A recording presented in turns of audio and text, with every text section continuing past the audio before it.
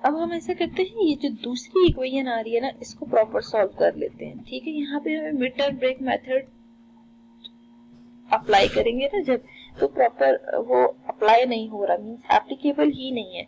तो हम mid term break method की जगह यहाँ पे कोशिश करते हैं क्वाड्रेटिक फार्मूला यूज कर लेते हैं। ठीक है, अब 81 और 16 इन दोनों को अगर सब्ट्रैक्ट करते हैं तो 65 आता है। ठीक है, तो 9 प्लस माइनस के रूट ऑफ 65 अपॉन 4 आ रहा है।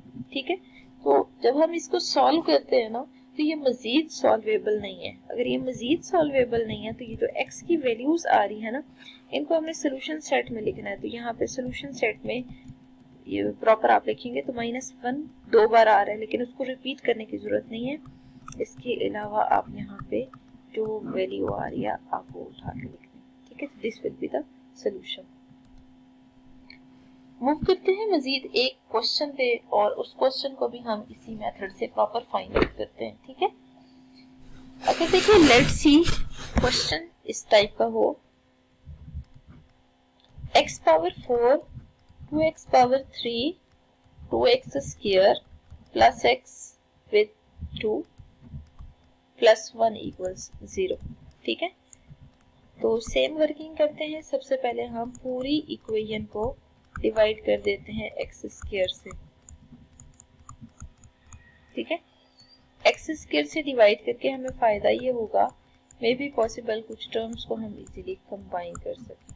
ठीक है, यहाँ पे आप देख सकते हैं x square minus 2x minus 2 plus 2 by x plus 1 by x square equal to 0 आ रहा है।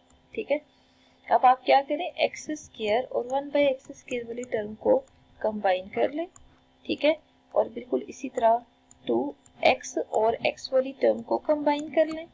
ठीक है, -2 कॉमन ले लिया मैंने, और फिर जो कांस्टेंट टर्म आ रही है उसको एज इट इज रहने दें। देखिए हमें फायदा क्या होगा कि यहाँ पे एक टर्म आ रही है x माइनस 1 बाई एक्स, इसको लेट कर लेते हैं y के इक्वल। ठीक है, इसको 1 मार्क कर दें। अब हमें यहाँ पे ना दोनों साइड पे स्क्वायर अप्लाई करना है। ठीक है, taking square on both side, दोनों साइड पे जब आप स्क्वायर अप्लाई करेंगे तो x माइनस 1 बाई एक्स का होल स्क्वायर इक्वल आएगा y स्क्वायर के।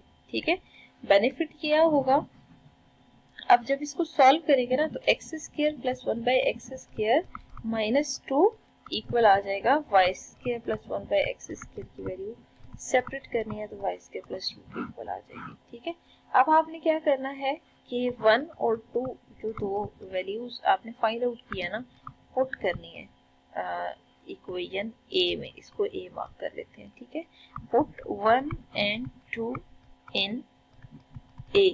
ठीक है, जरा वैल्यूज पुट करते हैं, y square plus 2 minus 2 into y minus 2 equals 0। 2 will be cancelled out.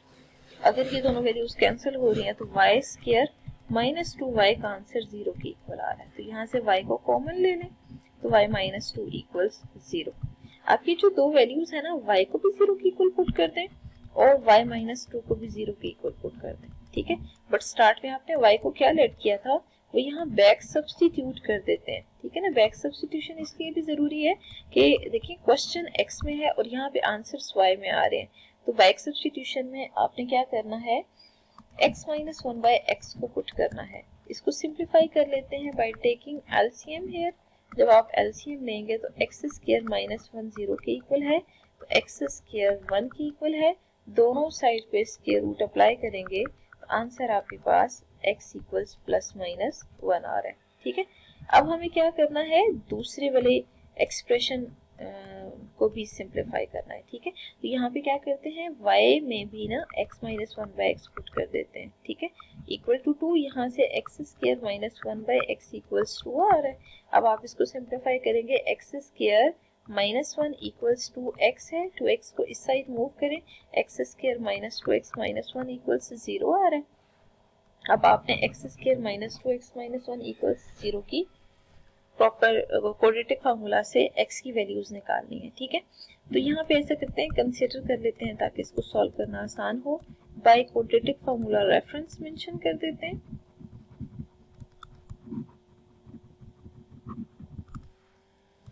x की वैल्यू आएगी minus b plus minus square root of b square minus 4ac divided by 2a।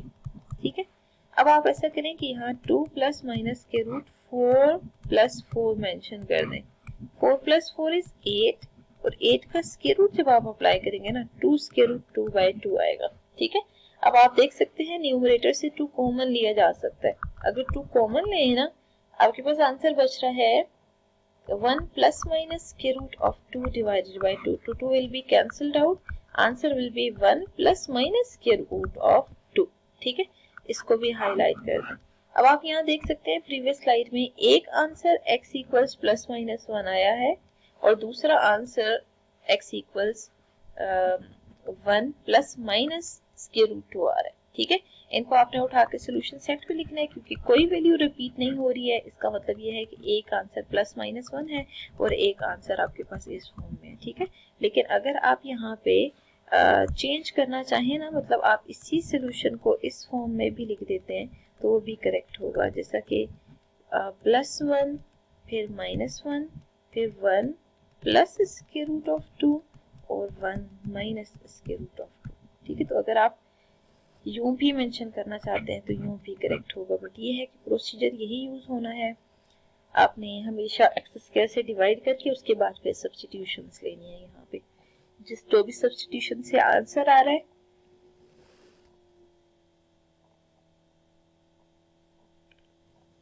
वो आपको यहाँ पे आइडिया है y की फॉर्म में आएगा, तो उसको भी बैक सब्स्टिट्यूट लाजमी करना होगा।